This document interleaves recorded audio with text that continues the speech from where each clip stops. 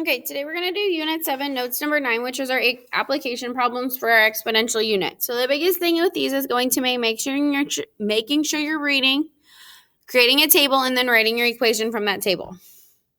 So the first one says, nuclear waste from Cooper Nuclear Station has contaminated the soil in the small cemetery in Brownville, Nebraska. Initially,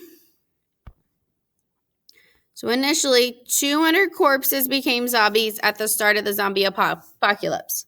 The next day, each of the 200 infects 4 more people. The day after that, each newly infected zombie infects 4 more people. So let's kind of go over some key information. Initially, you had 200 corpses infected. Then each day, each of those 200 zombies is infecting 4 more people. And then those all infected are going to infect 4 more people. So I want you to think about this. How would we create a table?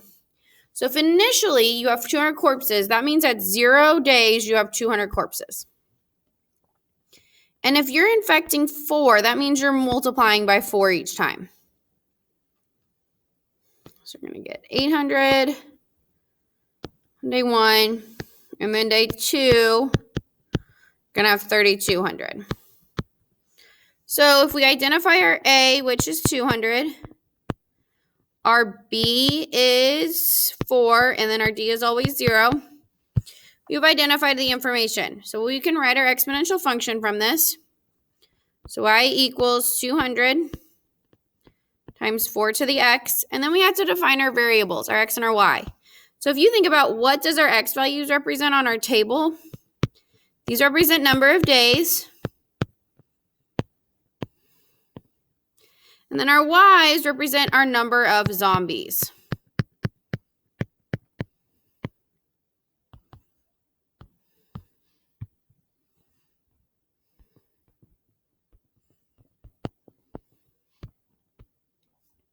So is this again example of growth or decay? Well, it's going up, so it's an example of growth. And the next one says use your equation to figure out how many zombies you have after day 3. So that means we're replacing our x with 3. So we're going to have y equals 200 times 4 to the 3rd power. So if you do that, your answer is going to be 12,800 zombies. And make sure you guys label your answers. Okay, let me know if you guys have any questions on that first problem. Let's go on to the next one. It says, every year at the start of the NBA playoffs, there are 16 teams. So at the start, there's 16 teams. So at the start, there's 16 teams. After each round of play, half of the teams are eliminated. So it says, write the equation of an exponential function to model the situation. So we're going to have to create a table. So at the start, we have 16 teams. After each round, half of them are eliminated.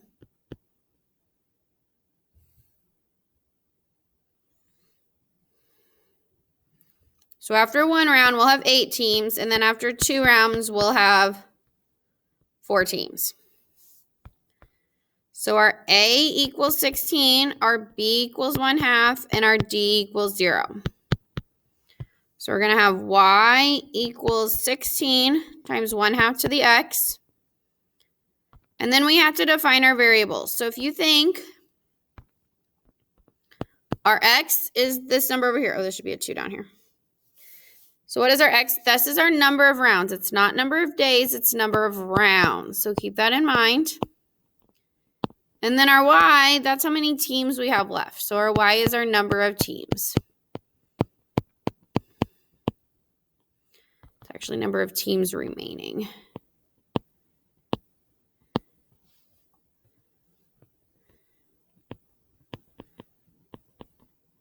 Okay.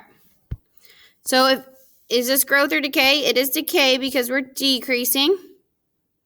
How many teams are there going to be after 3 rounds? So if we have y equals 16 times 1/2 to the 3rd, we can tell that there's going to be 2 teams remaining after 3 rounds.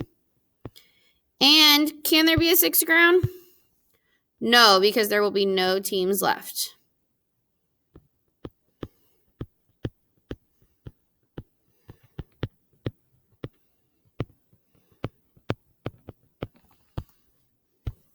Okay, and those are our word problems. Well, we have a couple more word problems on the next page, but that's pretty much it, you guys.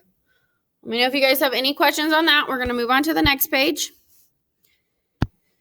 So imagine that a kid swinging on a swing stops humping his legs. The maximum height of each swing in feet will be an exponential function of the number of swings. For this function, h of n is the maximum height of each swing and n is the number of swings. So if we have this, our n value, we're just going to complete a table. So we have 0, 1, 2, 3, 4, 5, 6, 7, 8. So each time we're replacing our n value. So we're doing 10 times 3/5 to the 0. 10 times 3/5 to the 1. So we're typing that in. Now you can also go to your calculator and go to y equals and type in the equation into your y equals and then get your table. So there's a couple different ways you can do this. So we can see at 0, she's 10 feet. At 1, she's 6. At 2, she's 3.6. 2.2. 1.3. 0.8. 0.5.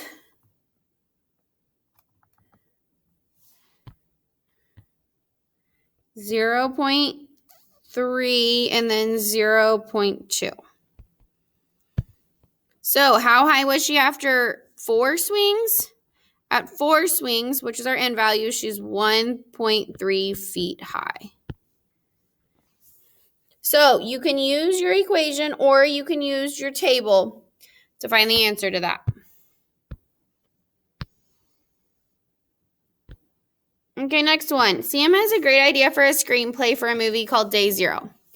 Initially, there were 160 passengers on the international flight are exposed to a deadly virus. The next day, each of the 160 passengers infects 10 new people. The day after that, each new victim infects 10 additional people, and so on. Government collapses, chaos ensues. Write an exponential function to represent the situation to find your variables. So let's create a table. 0 and 60 is what we started with, and then we're multiplying by 10 each time. So after day 1, we're going to have 1,600. Day 2, we'll have 16,000. So our A equals 160, B equals 10, and D is always 0 right now. So we're going to have Y equals 160 times 10 to the X. Then we have to define our variables. X, so they said each day. Yeah. So X is your number of days. And Y is the number of people infected.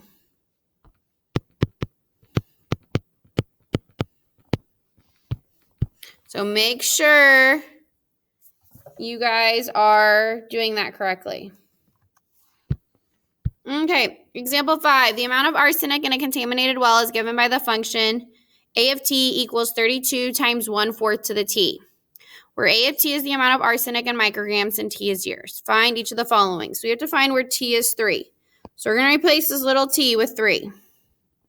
So we're going to have 32 times 1/4 to the third. Plug that into your calculator.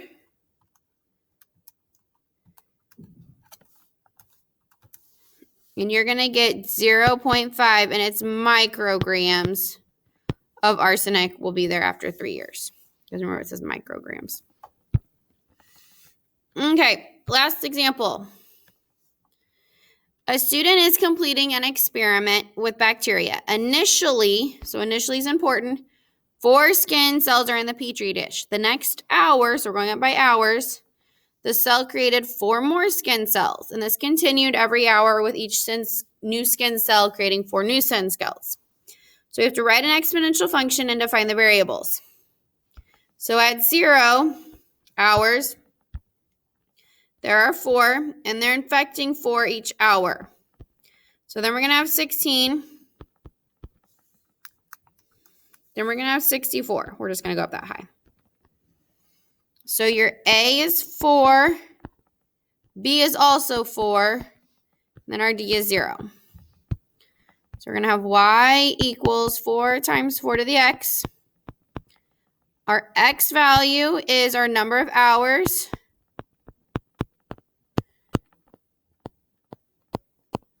And then our y is our number of skin cells we have. Okay, let me know if you guys have any questions on that and you guys are good to get started on your homework.